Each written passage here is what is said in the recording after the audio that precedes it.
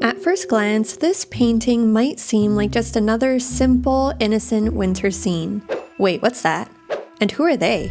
This is Hunters in the Snow by Pieter Bruegel the Elder, an artist famous for sneaking secret messages and hidden symbols into his work. So I hate to break it to you, but this scene is not nearly as innocent as it looks. So buckle up, Buttercup. The story begins with these guys, the hunters who give this painting its name. But where are they going? And why do they look like they just had the worst day ever? Because at first, this painting is buzzing with life. It has over 60 people ice skating, curling, fishing, sledding, and playing ice hockey. And throughout the painting, there's a strong sense of community. I mean, just look at these people. They make me want to join in on the fun too.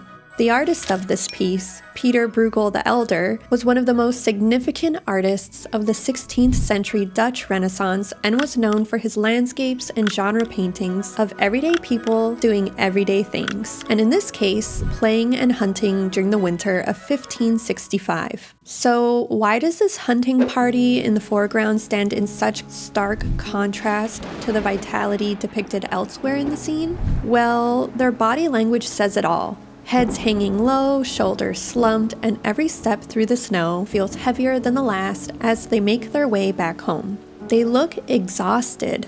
Only one carries a fox, but not for food.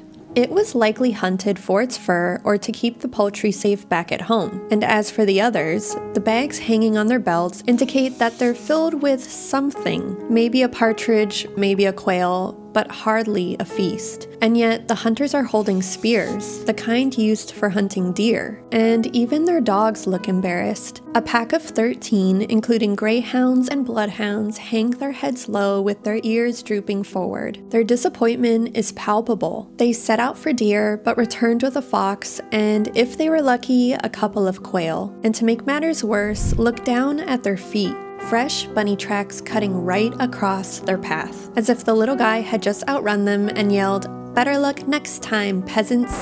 And that's not a diss, because they actually are peasants. In fact, Bruegel focused on painting the lives of common Flemish people so much that he earned the nickname Peasant Bruegel. But Bruegel was an educated townsman, and he often socialized with wealthy scholars and merchants. So to observe his subjects more closely, Bruegel would often dress up as a peasant to blend in at village festivals and weddings. And I think that's part of what makes Bruegel's paintings feel so real. His figures aren't frozen in stiff, manufactured poses, but captured in motion, moving naturally, just like real people. And he was also a master at composition, because if you follow the hunter's path along with the descending rooftops, Bruegel leads your eye to a village teeming with life, a stark contrast to the hunter's failure. And since we're on the topic of a lively village, let's see what's happening down there, where it looks like everyone's enjoying winter. Well, unless you live in that house. So, what's with the burning house? At first glance, you can barely see it. It's just a tiny blip of orange amongst a sea of blue, green, and white. But look closer and you'll also find villagers scrambling with ladders trying to put out the blaze. In a scene filled with cheerful skaters and snow-covered rooftops, this house fire feels out of place. But remember when I said that Bruegel loved to sneak in symbols? Yeah, well, this is one of them. And if we look even closer, more of his hidden symbols begin to reveal themselves. Like this bird trap that's smack dab in the center of the painting. And these crows perched in the trees. And even the magpies circling above. At first glance, each one seems ordinary, until we remember what they meant to Bruegel's audience. In the 16th century, birds generally represented the human soul, but specifically crows were omens of death, and magpies symbolized the devil. Now look at this crooked sign hanging in front of the inn. It depicts Saint Hubertus, the patron saint of hunters. So to understand how this links back to these hunters, you need a little bit of context. The story goes, Saint Hubertus converted to Christianity after seeing a crucifix between a stag's antlers while hunting on Good Friday. So then why is the sign off balance and hanging by a single hook?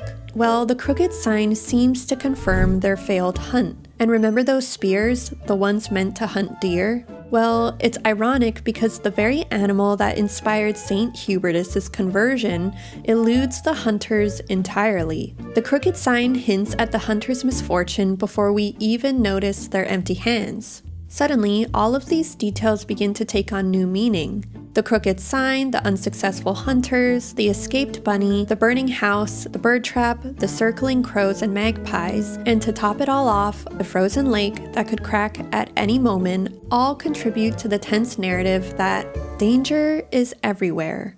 And this atmosphere of unease aligns with the historic climate of the era too, because from the 16th to the 19th century, northern Flanders, the region depicted in the painting, experienced what is known as the Little Ice Age. This period had severe temperatures that froze water reserves and caused disruption to food supply, resulting in riots, illness, famine, and death. So together, these details invite the viewer to reflect on the precarity of life, with themes of survival emerging, not overtly, but from the hidden symbolism that Bruegel carefully weaves throughout his painting. But the fear and suffering of the time weren't blamed on climate alone. Many believed these hardships were punishments from God, and that belief wasn't that far-fetched given the unstable religious landscape during the 16th century, where the Protestant Reformation directly challenged the authority and doctrine of the Catholic Church. So now with this context in mind, we have to ask, what else might Bruegel be asking us to see? Turns out, a lot. So let's go back to that bird trap and take a closer look.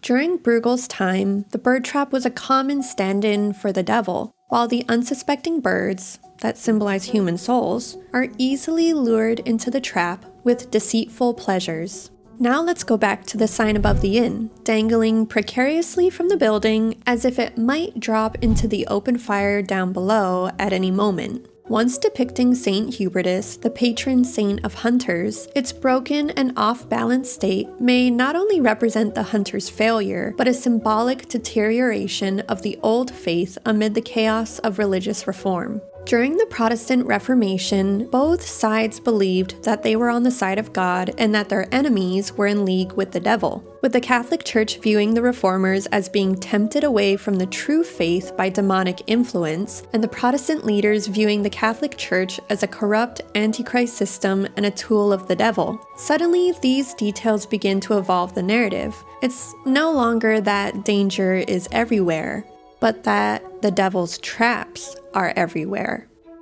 So why did Bruegel hide so many hidden symbols into what looks like a simple winter scene? Because at first, Hunters in the Snow appears to be just that, a group of hunters returning home. But then we notice the details. A crooked sign, a bird trap, and a burning house in the distance. This is a painting created during a time of deep religious instability, when expressing the wrong belief could get you silenced, exiled, or worse.